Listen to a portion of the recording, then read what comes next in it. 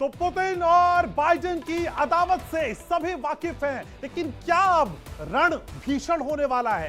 क्या middle east की आग पूरे विश्व में फैल जाएगी?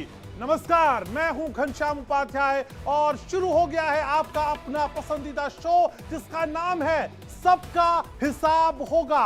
अमेरिकी राष्ट्रपति ने रूस और हमास को एक जैसा बता दिया है। गौर से सुनिएगा, बाइडेन ने साफ कहा है कि रूस और हमास मिलकर मिडिल ईस्ट के लोकतांत्रिक देशों का सफाया करना चाहते हैं। इस बयान के बाद पूरी दुनिया में भूचाल आ गया है। नेतन्याहू की सेना हमास का सर्वनाश कर रही है। अमेरिकी मदद ने इजराइल को पावर बूस्टर दिया हुआ है, लेकिन इसमें रूस का नाम सीधे सीधे लेकर बाइडेन ने दुनिया को एक बड़ा संदेश दिया है।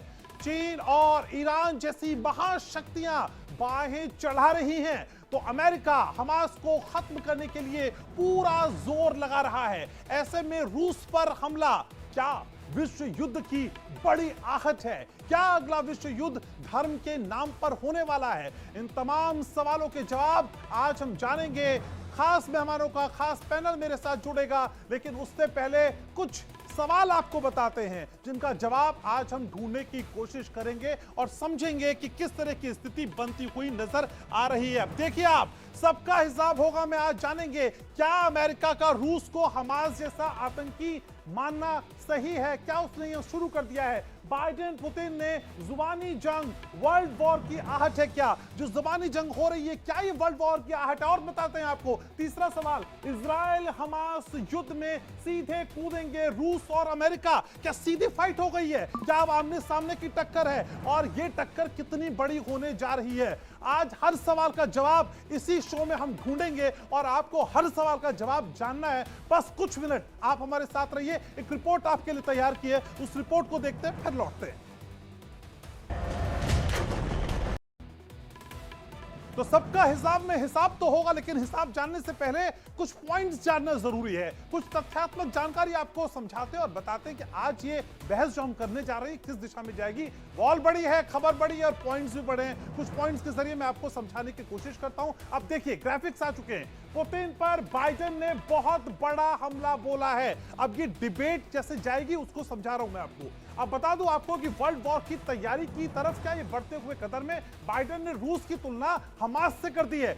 बाइडेन कह रहे हैं रूस और हमास में कोई फर्क नहीं है। इस फर्क को भी आज समझेंगे। रूस हमास को लोकतंत्र का दुश्मन बताया। लोकतंत्र के लिए खतरा है रूस, और हमास की निंदा पूरा विश्व कर रहा है, आप जानते ही हैं। बाइडेन बोले मंसूबे कामयाब नहीं होने देंगे, चाहे कुछ कर लीजिए, कुछ भी कर लीजिए, मंसूबे कामयाब नहीं होंगे। मिडिल ईस्ट में बादशाहत की लड़ाई तेज हो गई है। क्या मिडिल ईस्ट में वर्चस्व कायम करने की एक बड़ी जद्दोजहद है जिसको करते हुए अब बाइडेन नजर आ रहे हैं? और मिडिल ईस्ट में बादशाहत कैसे कायम होगी? मुस्लिम देशों को रूस और चीन का साथ है, ये हम लगातार आपको बताते रहे, हर बुलेटिन में बताते रहे, और आज सबका हिसाब होगा में इसकी बड़ी चर्चा हम करेंगे। इजराइल को यूएस, ब्रिटेन, फ्रांस का साथ है, ये आप जानते ही हैं, लेकिन साथ दूसरी तरफ भी है। दोनों खेमों में बटी दुनिया की महाशक्तियां, तो जितनी महाशक्तियां हैं वो दो हिस्सों में बटती हुई नजर आ रही हैं। तो इन पॉइंट्स के जरिए समझा हमने, लेकिन समझना बहुत कुछ है। खास मेहमान लगातार अब हमारे साथ जुड़ने लगेंगे। मैं स्टेटमेंट लगातार आ रही है, लेकिन वो स्टैंड स्टैब्लिश करना होगा कि आप इस पार हैं या उस पार। क्या मिडवे लेके भी एक बड़ी तस्वीर उकेरी जा सकती है? समझने की कोशिश करूंगा सर, आप सभी मेरे साथ बने रहिएगा। इस बीच एक बड़ी खबर आ रही है जो अपने दर्शकों को बताना जरूरी है। गाजा की सड़कों पर जबरदस्त जंग हो रही है। आईडीएफ ने हमास के आतंकियों को दोनों तरफ से घेर लिया है। दोनों तरफ से बम बरसाए जा रहे हैं। जी हाँ, तो बड़ी खबर आ रही है कि दोनों ही तरफ से असल में बम बरसाए जा रहे हैं। अब एक तरफ ये जानकारी और दूसरी तरफ में तस्वीरें आपको दिखाना चाहूंगा। ये तस्वीरें देखिए जरा, इन तस्वीरों को देख के आप अंदाजा लगा पाएंगे कि दोनों तरफ से असल में किस तरह की स्थिति बनी हुई है। हमास भी उधर से काउंटर बैक कर रहा है और इधर से इजरायली जो सेना है वो लगातार आगे बढ़ती जा रही है। तो तस्वीरें, गोलियों की तड़तड़ाहट, धुएं का गुबार और आगजनी, ये सारी चीजें लगातार बढ़ती जा रही हैं। इन तस्वीरों को आपको दिखाएं, इन तस्वीरों को थोड़ा सा लार्ज करते हैं। बड़ी तस्वीर आपकी टीवी स्क्रीन पे आ चुकी है। अब जरा माइन्यूटली समझिएगा हर डिटेल को कि किस तरीके से गोलियों की तड़तड़ाहट से पूरा इलाका गूंज रहा है।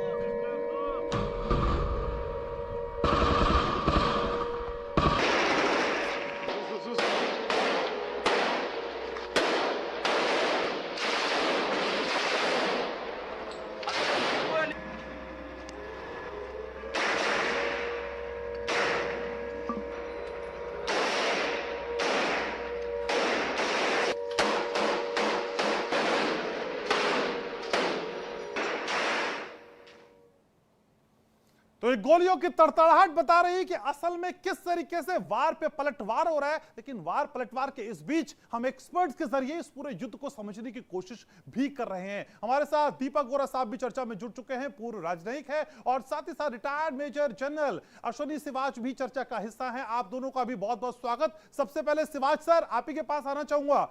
ये जो युद्ध हम असल में देख रहे हैं उसके बड़े मायने हैं, सभी पैनलिस्ट समझा रहे हैं सर, लेकिन रूस पे अमेरिका का ये हमला, क्या ये विश्व युद्ध की आहट भी है और इसको पूरे विश्व को बहुत जल्दी समझ लेना चाहिए? देखो घनश्याम, मुझे लगता नहीं कि अभी कोई ऐसी सिचुएशन आ सकती है जहां पर विश्व युद्ध की तरफ जाया जाए, मगर ये सच्चाई है सभी अपनी अपनी गेम खेल रहे हैं। और अगर आप देखें जो एक्टर्स एंड गोरा साहब जुड़ चुके हैं मेरे साथ, एक बार फिर से कनेक्ट होता हूं उनसे। दीपक जी, मैं उम्मीद कर रहा हूं कि मेरी आवाज और आपकी आवाज अब बेहतर तरीके से आएगी, लेकिन मैं ये उलझे हुए रिश्तों की कहानी समझ रहा था सर। इसका एक ही सॉल्यूशन है क्या? युद्ध और युद्ध के बाद अपने अपने स्वार्थ साधने की जो कोशिश की जा रही है, इसको आप कैसे देखते हैं सर? आभारी हूं। क्या मेरी आवाज आप तक पहुंच रही है? बिल्कुल आ रही है सर, दुरुस्त आ रही है, कहिए। Thank you. जब मैं आपके चैनल पर आता हूं ना, एक तो आपसे बहुत कुछ सीखता हूं, बेमिसाल चैनल है, और बाकी जो आपके विशेषज्ञ हैं जिनकी जानकारी मुझसे कहीं ज्यादा है। जनरल सिन्हा को अभी मैं सुन रहा था, उनसे बेहतर मैं विश्लेषण नहीं कर सकता। मैं तो उनको बहुत कामयाब जनरल समझता था, वो तो टॉप लेवल के डिप्लोमेट भी हैं। सर, ये मैंने सीज फायर अपने करियर में, मुझे 50 साल हो गए हैं कूटनीति में, कई देशों के बीच में जंग होता है, फिर सीज फायर की बात होती है, बैकग्राउंड में डिप्लोमेट्स बात करते हैं, हम घोषणा कर देते हैं कि भाई कल से या आज रात को 11 बजे सीज फायर हो जाएगा। फिर हम कोशिश करते हैं हमारे फौजी जितनी जमीन हासिल कर सकें ले लें दुश्मन की, ताकि जब नेगोशिएशन हो डिप्लोमेटिक तरीके से तो हम फिर उसका फायदा उठा सके। लेकिन ये एक ह्यूमैनिटेरियन पॉज है जिसमें ऑब्जेक्टिव तो हमारा पहले से ही है कि 4 दिन के बाद हम फिर से लड़ेंगे। तो क्या नेगोशिएट करेंगे हम इसके? ये 50 हम आपके छोड़ देंगे जो हमने बंधक बनाए हैं, आप 150 हमारे छोड़ दीजिएगा। ये बड़ा अनोखा एक ट्रूस है। और कौन करा रहा है इसको? रूस ने कहा है कि अमेरिका दुनिया का चौधरी बनता है, उसने करवाया है। कतार की मध्यस्थता, ये सब सही नहीं है सर। कतार ने केवल अपनी धरती दी है कि वहां पर बात करिए। एक चीज, आपने ईरान को कहां शामिल किया है? सारी दुनिया कहती है कि सांप का सर तो तेहरान में है। तो आपको याद होगा सर, आप तो बहुत होशियार हैं, कि अभी 3-4 दिन पहले ही जब कतर में बातचीत हो रही थी, एक हूथी अंसार अल्लाह, वो हाथी हूथी जो भी हैं, उन्होंने एक पानी के जहाज को हाईजैक किया था। क्यों सर? ईरान ये कहना चाहता है कि टाइगर लोग, मेरे बिना कुछ नहीं हो सकता, मुझसे पहले बात करो। और अब आप देखेंगे जब कल 10 बजे वहां के टाइम पे सीज फायर शुरू हो जाएगी तो हिजबुल्लाह और हूथी फिर